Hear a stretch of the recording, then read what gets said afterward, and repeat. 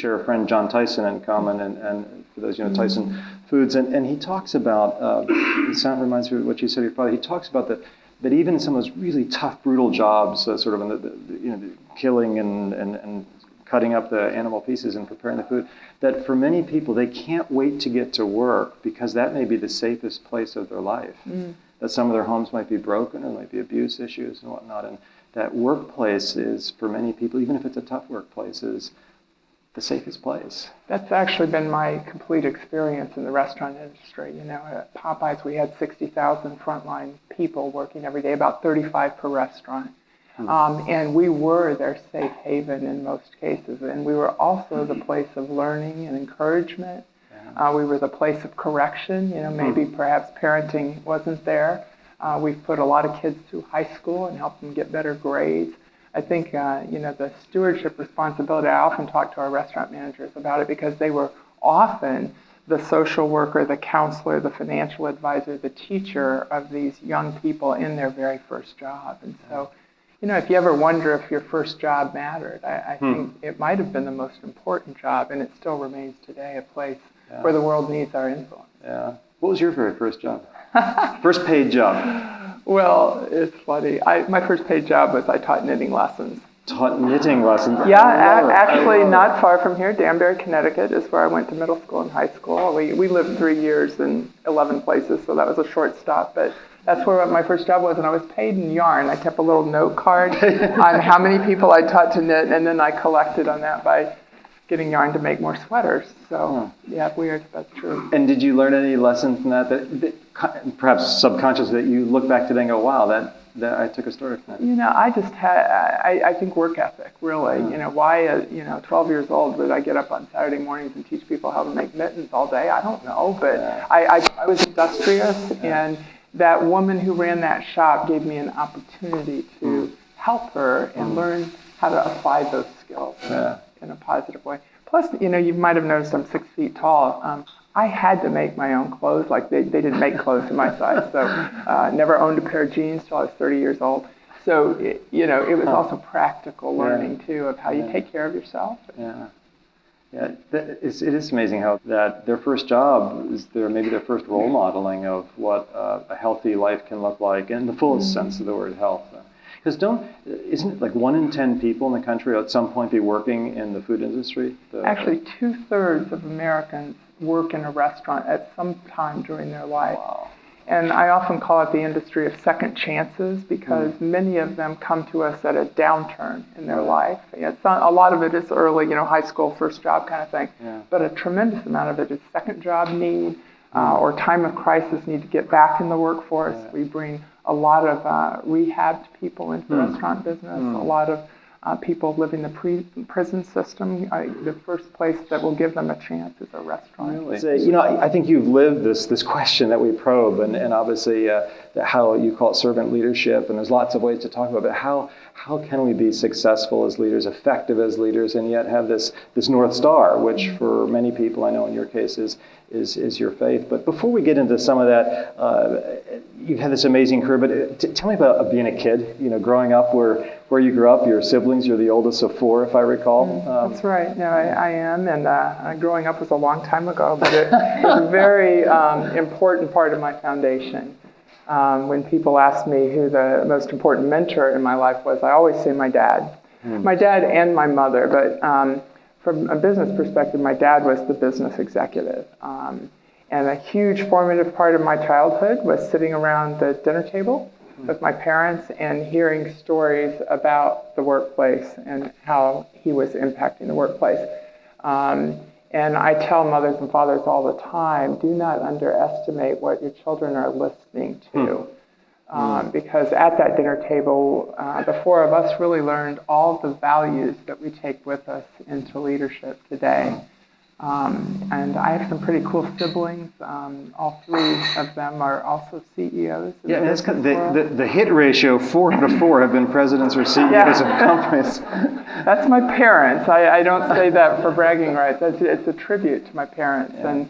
And the fact that I believe how you do business is actually more important than what you do in how business. versus what, interesting. And I think that's what they emphasized. They said, if you're in these circumstances, here's how you make these kinds of choices. And my dad he was a big 6'5" hulk of a guy, kind of brusque, used some language.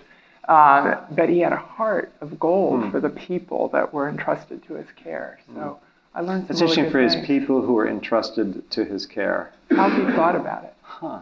Because you didn't say employees. No. Very interesting. No, he ran factories, and so he had frontline factory workers, and he cared deeply about their families and the communities. He would lose sleep if he had to close a factory, and he would pour over making it a place that they would enjoy coming to work.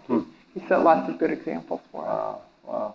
On a personal level, one of the things that I've gotten to witness is I've raised an adopted daughter that came out of an orphanage in Russia. We adopted her at 11. And so I've raised a child that had no parents. And so while I was extremely blessed in my family, I would tell you some of the most important lessons I've learned about how to steward this generation is raising Katya. She's 25 today and had an extremely troubled, abusive childhood before we met her, and no proper parenting, not even nutrition. I mean, she didn't have anything. And an insight that I got, I was in the principal's office in 7th grade. Katya and I spent a lot of time in the principal's office. And I was kind of embarrassed because my other two children were were more well-behaved. And so I'm saying, embarrassed. And the principal said, Cheryl, calm down. Over 50% of the people in this school are struggling with the issues that Katya's struggling with. And it was a really wake-up call for me to think about in business what the implications are, because we're receiving those children into the workplace from broken homes, from abuse, from really tragic settings. And as you said, we may be the first opportunity they have to be reached and cared for in a proper way. Yeah. But so I want to come back to this. How do you teach values? I mean, I think society struggles with in a corporate sense without being heavy-handed. How did you enculturate, if you will, the folks that would come in who maybe didn't come with the grounding that you had? Yeah, the values thing, I was just teaching on this in a class yesterday. Everyone says they have values, and if I ask any one of you, do you have a value? Duh, yeah. Integrity, truth, honesty. You start rattling off words you've heard before. But very few people, you may remember like 30 years ago, there was this values prioritization thing that everyone was into. But that's actually, we don't do that. That's what we don't do. We don't really define the values that we want to live out in our lives and make them really concrete action things that we do in the workplace. So an example of the conversations we had with employees is we had a values clarifications exercise that was part of our Journey to Personal Purpose class at Popeyes. And we asked people, there's a deck of cards, John Maxwell sells them online for $10 or something. And it asks you to go through this stack of values and decide which ones you want to be your top 3. And people get to 10 really fast to kind of sort, the ones like, I always ditch fitness. I have no interest in fitness. But, I always love learning. So they get through that first layer pretty fast, but they really struggle with 3. And the finest point on it for the workplace is I always said, for many people, a version of family or faith was in their top values. I would make them set them over here. And not to discourage them from those values in any way, but to make them go even deeper still on how they would express their family and faith value at work. So, for example, if you make them set those aside, then they have to think about, well, if I want to stand for integrity, what would I do differently at work? If I want to stand for learning, what would I do differently at work? It just made them kind of dig in. And then we had them share with their work group those values, and we put them in their performance reviews, so that their personal purpose and their value statements were always visible when we were talking about performance results. So if we merge those two thoughts, that we have a society of people that need more help becoming the best version of themselves, the workplace is going to have to do some of this work that maybe parenting once did, or maybe it didn't. right? So the workplace has to figure that out. And that's what our Journey to Personal Purpose class was. It was to give you the opportunity to explore three things: your life experiences, your God-given strengths, what's positive, what gifts do you have, what talents, and then your values. And then we would help them write a sentence or two around purpose that would help them feel their workplace was a more compelling place to show up in the morning. And not everyone was keen for this exercise. I'm not going to lie. There were some that never did it ever. But was it something that everyone had to go through as part of the onboarding? Yeah, it was part of our leadership class. Okay. Yeah. So everyone did it. My favorite positive impact from it is a gentleman came out of the 2-day class. The first day included this Journey to Personal Purpose, and then it also taught skills, coaching, delegating, some other leadership skills. But he came out and he said, you know what, if you hadn't made me start with myself, I don't think I would have heard anything else you said about leadership. So I want to encourage you that we don't usually get this personal at work and kind of digging in to understand our people and help them understand themselves. But getting personal is part of getting them really committed at work and really engaged is the traditional word, right? What were your 3 values, if I'm asked? Responsibility, learning, and legacy. Responsibility, learning, and legacy. Yeah, I'm wired for responsibility. It's kind of a sickness, really. I have a hunch there's a few people in the room like that. Gosh, yeah. Sometimes I really have to fight with it because I just never want to let anybody down. It's a crazy thing. But on the good side of it is I always show up. I'm on time even if I don't like morning. You can count on it. Learning. I'm a book junkie, particularly leadership book junkie, always have been. Got that from my dad. My dad was an intense reader. Didn't you play word games at your dinner table? Always word games, yeah. And that's only gotten more intense because my husband's like masterful word game man. Yeah. And then legacy, I think as we get older, wiser still, I think we start thinking about that more. Yeah. This week I've been thinking a lot about what my role is in my grandchildren's lives. I now have 3 little munchkins, little boys, 3 daughters, and the oldest one's given me 3 little boys, which is very fun. Trains, trucks, and wrestling. But trying to figure out, what role I might play in their lives, because that's something my parents role modeled. They had 13 grandchildren, and they made a personal commitment to come alongside each one of them. That's terrific. That's terrific. As we look at, when I look at your resume as part of your legacy, so we can reduce it to paper, that you've done this, this, and this, and some of your career you had some dead ends. You got fired once. Tell us about what did you learn from some of the painful parts? Because I'm sure if we're all honest in this room, we've had some dead ends too, where either of our own volition or someone saying, you don't fit anymore, or you're not delivering whatever, and those are painful moments. If you don't mind, could you share some of that and what you took away from it, how that might have changed you? Yeah, I often say I haven't learned much from success. And if you think about that in your life, right, we've all had some version of success that you just don't take much other than a woo-hoo, right? That's cool. But a colossal trial or failure, smack you in the head, you take some lessons home, right? Yeah, it sticks with you for years. And so I had kind of a collision of 3 moons and about 15, 16 years ago that were one of these kind of dead-end streets. The first was a health crisis. I got diagnosed with breast cancer, and I'm not going to tell you a sob story about it, but I'll tell you type A personalities don't like that diagnosis very much. We look at the doctors and go, are you out of your mind? That's not on my life plan. Excuse me. So that was the first crisis. And then 2 years from that date, I got fired from my job. I was president of KFC restaurants. And that was going to be my pinnacle career job. That was my plan, right? It was the largest restaurant company in the world. It was really polished. Everybody came from Pepsi, which was the polished people from your part of the world up here. And I was going to get to be one of those, right? And so I was their first woman executive. There's just all kinds of hoo-ha about it. But it turns out that was my colossal, failure, public failure. If I brought the newspaper from that day, right? They don't print pretty pictures of you when you get fired, just in case you're wondering.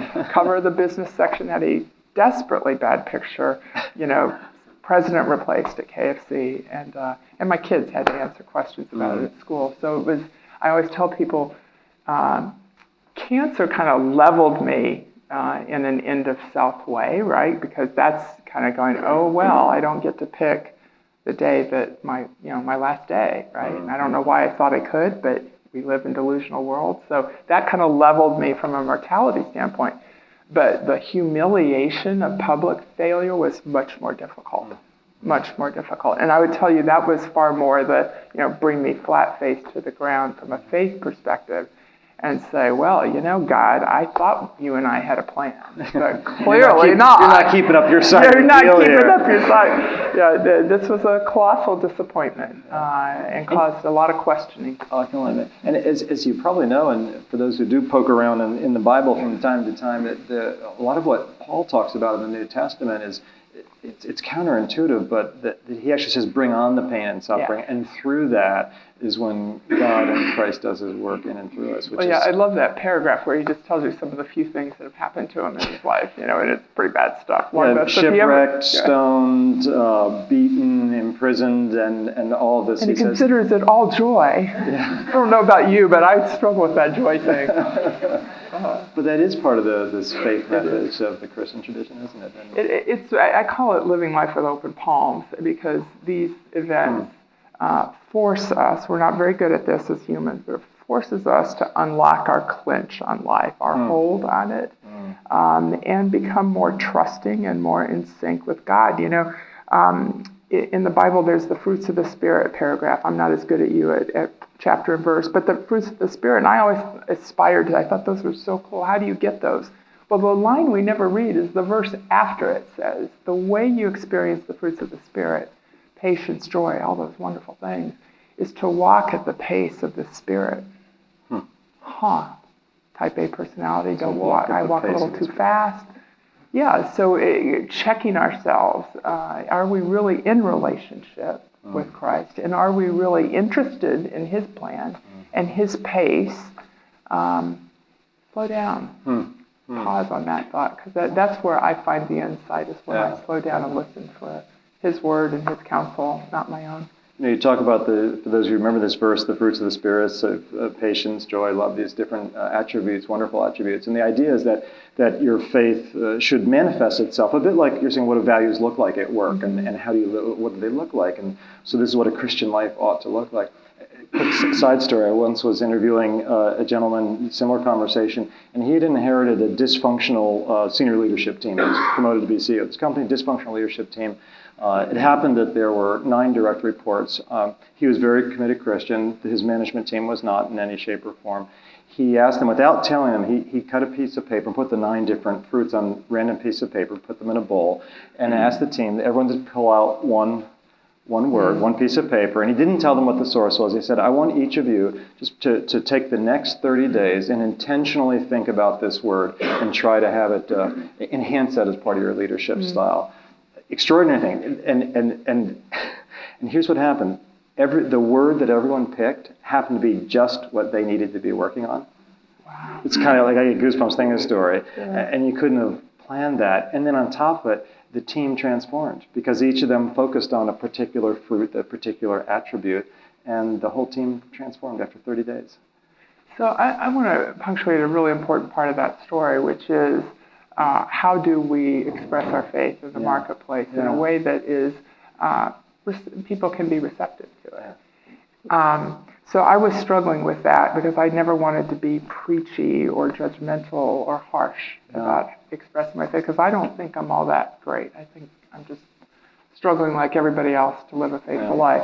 But how do you express that? And so the missionary that I adore the most is a man dedicated his life in Nigeria to preaching the gospel, and his life is under threat every day. Okay? Literally under threat. Literally under threat. I mean, and he probably one day will get a message that Daniel's been killed. And so he's so brave. And so I asked him, I said, how do you be so brave? Give me some insight. I'm in a public company, right? He's like, okay, what's a public company? So I explained that. I said, I want to be brave like you in my world. What would that look like? And he just looked back and he said, speak in scripture and never say chapter and verse, which is what you just said. Speak in scripture and never say chapter and verse. I now challenge myself to put a Bible verse in every blog post I write on leadership, but I don't quote it. I've done similar exercises in the marketplace around biblical principles and put them out there on the table. What do you think about this principle? They're so transcendent. They lead to fascinating conversations. And what I like to make people curious about the source of my faith, not about me. And so can we live our lives in a way, can we put these ideas and principles out there in a way that they're attractive to people and they make people curious as to the source? That would be my witness in the workplace. And was when you had the KFC experience and you're kind of brought to your knees, as you say, well, did you find at that point that your faith strengthened you, or were you kind of mad at God and you went and you said, the deal is not working out how I thought? Well, I did the trendy thing Christians are doing these days. You know, the Halftime book had been written around that time with Bob Buford. And, you know, evidently, everyone who has a career crisis in midlife is supposed to go into ministry. So I had that awakening, you know, and, you know, but my discovery, it took me a while to figure this out. I'm not designed for that. That would be a really bad idea, and luckily some faithful friends told me that. But yeah, we go kind of, when your road dead ends, we say, well, of course I've missed God's message, and I need to go to Africa and build water wells, or something needs to happen dramatic. And you know, I haven't found God quite so dramatic. What he really drew me attention to is that he wanted me to have a bigger impact on how we train up the next generation of leaders. And it was really less of me, more of him, was the lesson in getting fired. And now it's easy in retrospect to see, right? But the lesson that I now see is he said, I'm going to take this thing away that was a little too important to you, flatten you about that part, and then show you how you can be a voice for servant leadership in the public marketplace. But 4 years, I went I call it my Israeli, wilderness years. Right. 4 years between KFC and Popeyes, where I had no understanding that I would ever come back into the CEO role. I thought I failed. I thought I was toast. I was going to serve on boards, and do that kind of thing. Yeah. But he had a very different view that if I get you where I need you, right, then you can work for me. Then you can go flourish. And then you can have a 10-year run teaching these principles that are biblical principles in the public sector. And my premise, and I truly believe this, if we conduct business in a godly way, God will figure out how to bless it. Right? It might not be stock price. I mean, I get a lot of kudos for that, but that's really not the blessing. The blessing, it turns out, is that I've been able to touch hundreds of leaders and help them consider the source of their leadership principles and how they execute them in the marketplace. So that's been the blessing. Some of you remember Ken Blanchard, the one-minute manager and so forth. And at one point in his life, he became a Christian, became a central part of his thinking and actually a lot of his consulting work. And he referred to the problem of ego. And I go, yeah, okay, right. And he defined his ego means edging God out. I love that. God out. And I think when we're all driven to succeed in our work, which we should, obviously we are meant to do excellent things and move the needle, that sometimes we're edging God out. And we do it a lot. When you teach servant leadership, you have to be really careful because it's like standing up in front of crowds and saying, I'm humble. That doesn't go real well. And so I always say with servant leadership, I only get up every day and aspire to be a servant leadership because I fall short so much. And part of servant leadership is how you hold yourself accountable. Yeah. I have a friend who's not a Christian, but he has one of the best accountability practices I've ever heard. So I'm now telling all my Christian friends.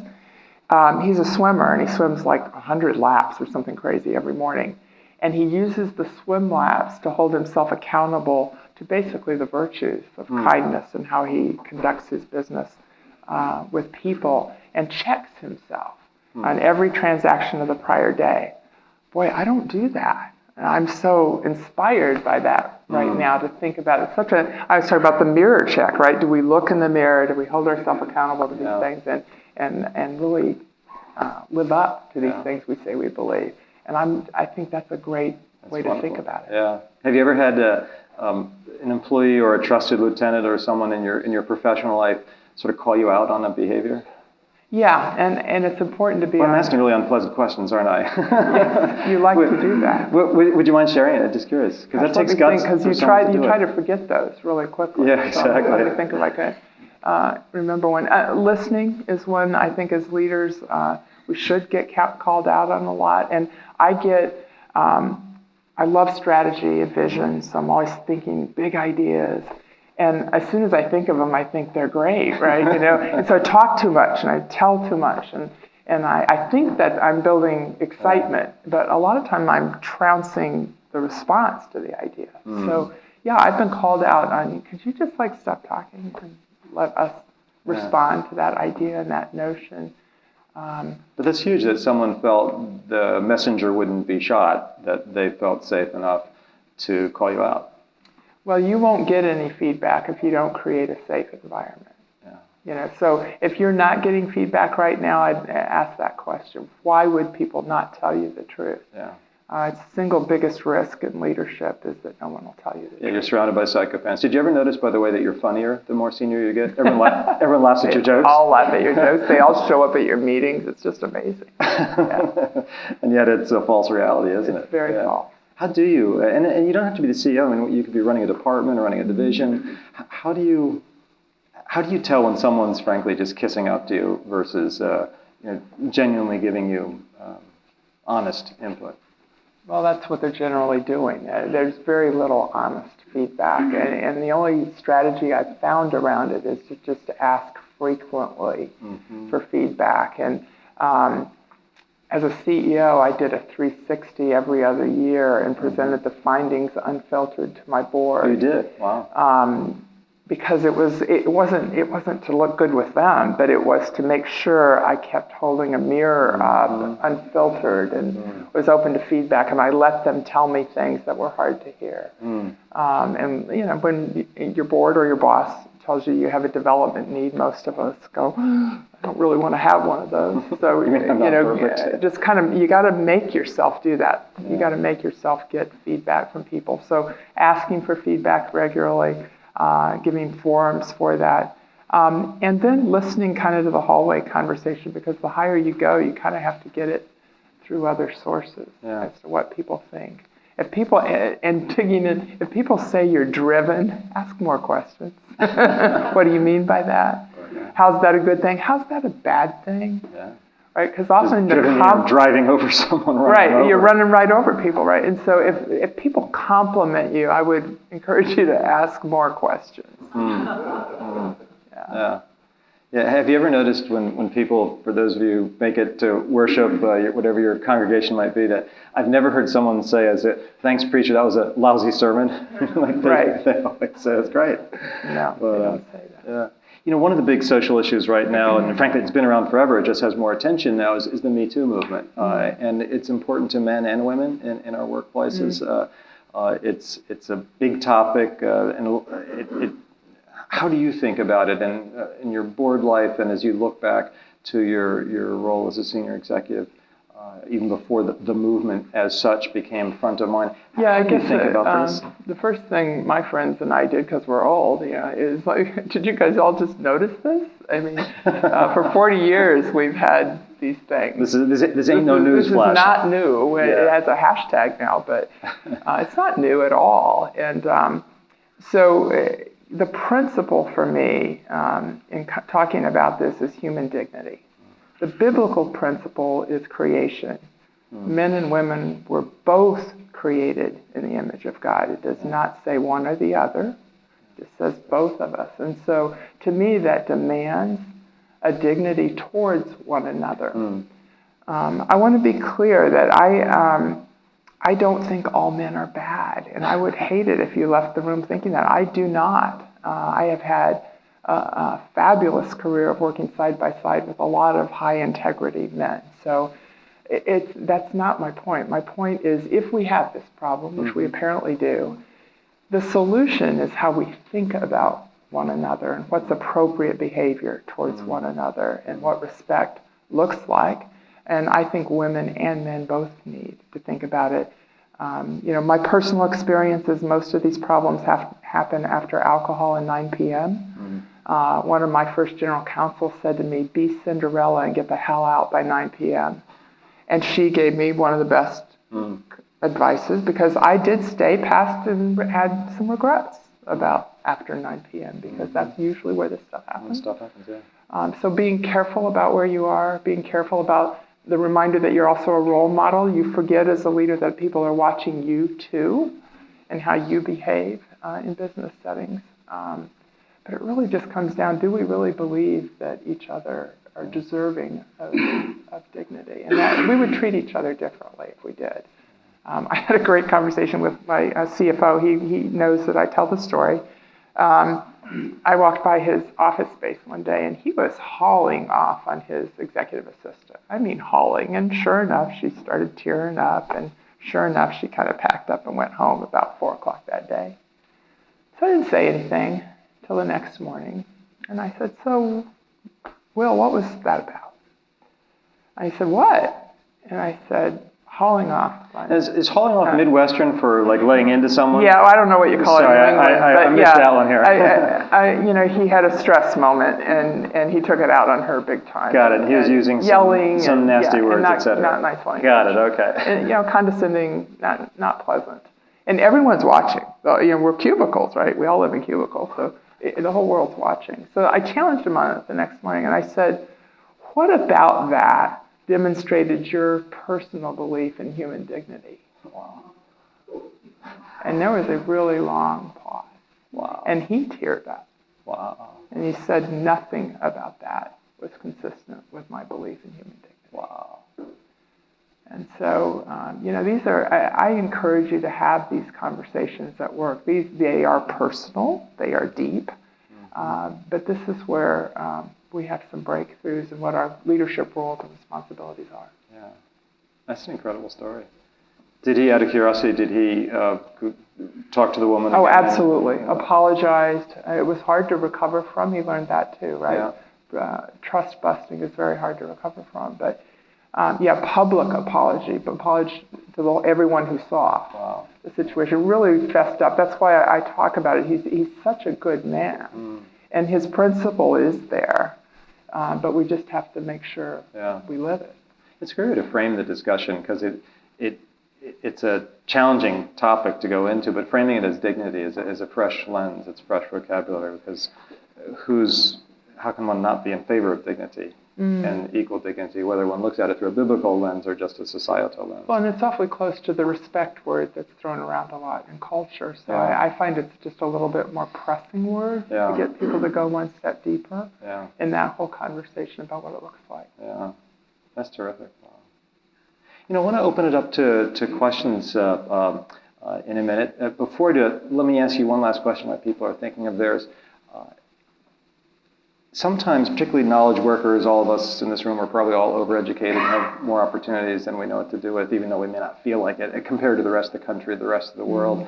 Now and then people will, with a certain arrogance, say, well, I don't want to be a hamburger flipper. It's sort of this derogatory thing. You've been talking about people who flip hamburgers and do the other things these 35 people do in each of your Popeye stores. And you're talking about a chance for some human dignity. You're talking about a chance for people to get onto the economic ladder. You're talking about people to have opportunities. What do you recoil when you hear someone talk about hamburger flippers? Yeah, it makes me sick, because it lacks dignity. And it demeans, for a large group of people, their best opportunity and path to economic well-being. I invested most of my career in the franchising business because it is a retail business, it is a starting wage job, and it also has a beautiful ladder, even to business ownership, which most people forget about. But one of our large Popeyes franchisees who owned 35 restaurants, he started as a fry cook at a chicken store. And he's a multimillionaire today, and that work afforded him that economic opportunity. Now, not everybody does that, but there are a lot of American dream stories. 40% of Popeyes franchisees were immigrants to this country. They started with nothing. Lal Sultanzana in New York City slept in the alley in Harlem next to the restaurant while he learned how to fry chicken. And today he lives on Long Island in a beautiful home and has college-educated children. So, it is a path. And so those are the big stories. The little stories. For a single mom to become a restaurant supervisor of 5 restaurants, she's running a $7-10 million business. And she's making good money, and she's got a new car, and her kids are good. So I just want to remind us that when we talk down towards these retail or frontline opportunities, or factories, or any of the frontline work, service works, we really diminish a huge part of the stepping stones available to people in our country. And frankly, for immigrants, it's the reason they come here. The reason they come is we offer one of the few countries that gives you that opportunity. So I'm pretty passionate about that. Yeah, thank you for sharing that. Wow.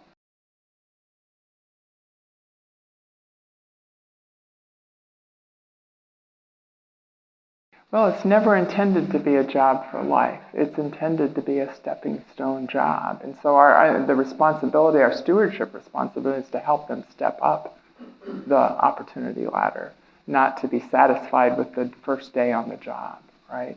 And we do things, what people don't know is we do things very promptly at a starting wage. After 90 days, almost everybody gets a raise. And after another 6 months, almost everybody gets a raise. And as my operations leader said, he's never turned down someone's interest in becoming a shift runner or a general manager. We don't have enough of them. So the idea that we're oppressing people and holding them back is inaccurate. If they want to proceed, there are many, many opportunities.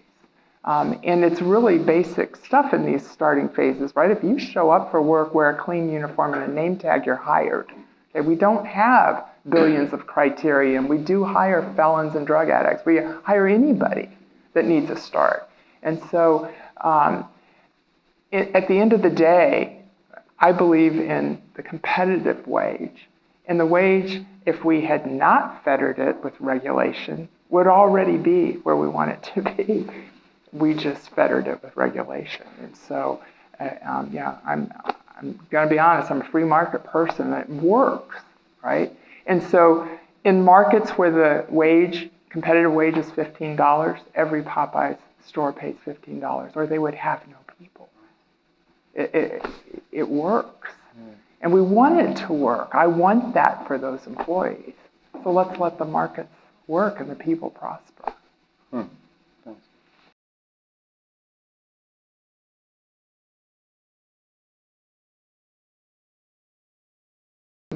I think we all are who we are because we're who God created us to be. And I wish more people were on a path to discover how special and unique they have been designed. I wish society reinforced that. And I think one of the concrete ways in the workplace we can do that is, instead of having a performance review telling people for 55 minutes what's wrong with them, why don't we tell them what's right with them and why we value them?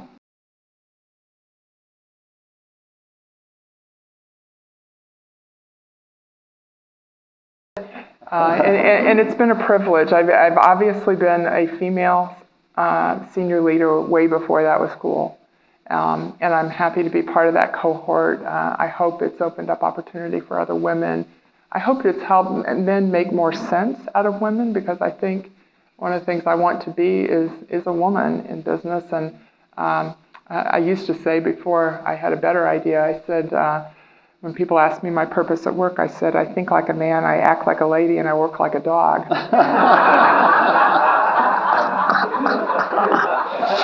So, then I tried to get more grown up about it and say something better. But I really stick with the first one. That worked. It always gets a laugh. But I really wanted to be a good role model. I have 3 daughters, right? I wanted them to see what this might look like. Not that they would have to do it to pursue a career, but that they would see how to pursue it if they did. Well, I often talk to men and women about how we develop women leaders in the workplace. One of the keys to developing women leaders is to tell them what positive value they bring. The hardest thing for a woman who's in an environment where people don't look like her is feeling good about herself. And being encouraged to be who she is, to be authentically. And I'm telling you, I was 45 years old before I felt safe enough to be myself. Wow. Wow. And I want that sooner for women. I want us to value them.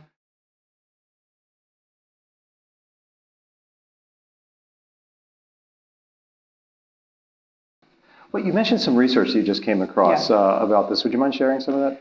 Happy Sorry, one to. more question. I just thought of this. It's a soundbite. I won't go long, but a really seminal study just finished called Women CEOs Speak. It's the first time women CEOs have been studied as a cohort. There's 60 of us in the study, funded by the Rockefeller Foundation and run by Korn Ferry. It's public. It's online. You can Google it. But here's the cool headline. They went in search of profiling the woman CEO and comparing her to the norm, which just means men CEOs, right? So we were compared to the norm. And on 20 attributes of the ideal CEO, we were identical on 16 of them. First shock, right? We're also worried about differences. Over time, everybody says, well, women aren't risk takers. Well, wrong. Women take all kinds of risks. As they aspire and move up. They take new assignments, they take jobs in Japan, they do all kinds of risk-taking. So that's a positive surprise. So first surprise is we're actually not all that different. The second surprise, though, I think deserves some thought. The one way we are materially different is we profile as being lower confidence and higher humility. Lower confidence, higher humility. Yeah, I'm going to read you this statement because I don't want you to think I made it up from the study. Because they said this is really something we got to dig into. These two traits are intertwined. Humility indicates lack of self-absorption and, more importantly, expressed appreciation of others. Confidence scores, on the other hand, are about the focus of control, a person's belief as to whether he or she is in complete control of the outcomes. These women are willing to give credit to people. This comes through repeatedly, that they comment on people who have helped and supported them. They tend to value the contributions of others and concede that she can't single-handedly bend the future to her will. I'm proud of that. All right? If women believe we are not God and we value the teams that work for us, we are teaching a powerful principle of leadership that the whole world will be better off to come to understand it. And many men, by the way, have this trait. It's not just women. But this brings it to the conversation. And business doesn't talk a lot about the humility of the leaders. I mean, Jim Collins wrote a really good book about it. Level 5 leader. Yeah, but it's not a popular conversation. Thank you.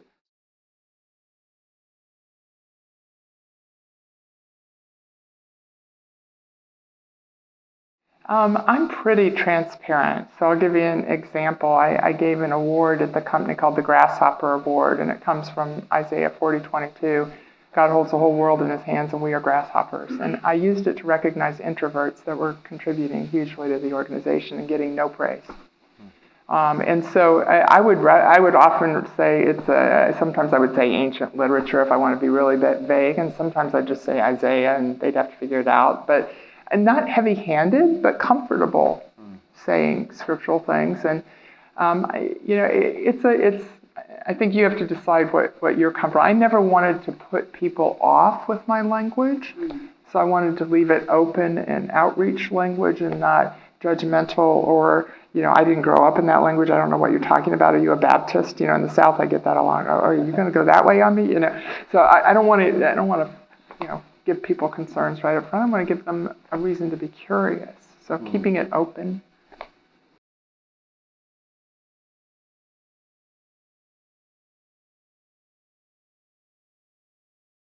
So the first thing I learned is I would describe the sale as kind of a wrenching, because it was unexpected and I really didn't want it to happen.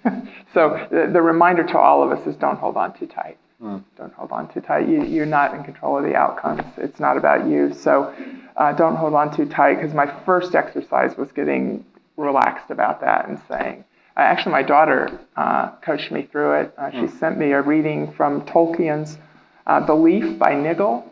And she said, God's painting a beautiful tree, and you just only understand one leaf of it, Mom. And the tree is real, and one day in eternity you'll understand that you need to just let this go, Mom. That's from the mouth of babes. She's 27 years old. And so that's the first thing. Don't hold on too tight. The second thing is a counterpoint to it is in our intensity and pursuing very purposeful, intentional work. We have good hearts. We want to do the best, but we get so busy. And what I've really been called to notice in this 2-year period have been the importance of depth of relationships. The whole message for me spiritually has been go deeper with a few. And it means I've had to stop answering all the emails. I just can't do everything. That's all the options you have to pick. And the choice I want to make at this stage of life is to go deep with my daughters, my husband, a few leaders that I really want to leave a valuable handprint on, a few faith sisters and brothers, and narrow in and go deeper still in relationships. I think in business today, the pace is working against human relationship, and I hopefully can remind you of that, because if you want to influence leaders, the only way you influence someone is through personal relationship. You get no platform for influence if you don't know the people and invest in their lives. So I want to thank you for picking us today and the friendship that we have, and with Jose and others that are here today, that you would come and good friend. And sometimes we overuse the word bless, but you blessed us with your presence and your wisdom. So thank you. Thank you. It's How about great a to round be of with applause? you.